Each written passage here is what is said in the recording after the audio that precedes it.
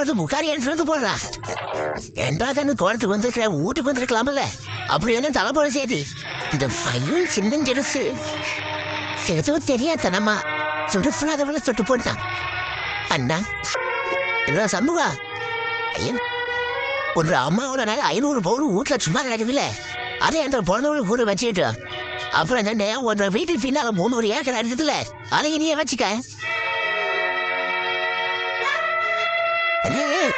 என்ன வேணாலும் கேளு, எதை வேணாலும் எடுத்துக்க. ஆனா தீர்ப்புல மட்டும் தலையிடாத.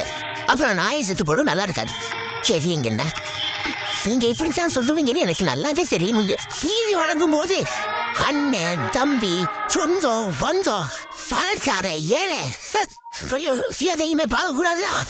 நாயத்தை மட்டும்தான் சொல்லணும். என்ன சண்முகா என்ற பிறந்தவங்க முக்காரி எடுத்துட்டு போடுறா. என்றா கண்டு தோட்டத்துக்கு வந்திருக்க, வீட்டுக்கு வந்திருக்கலாம்ல. அப்படி என்ன தலை போல சேதி.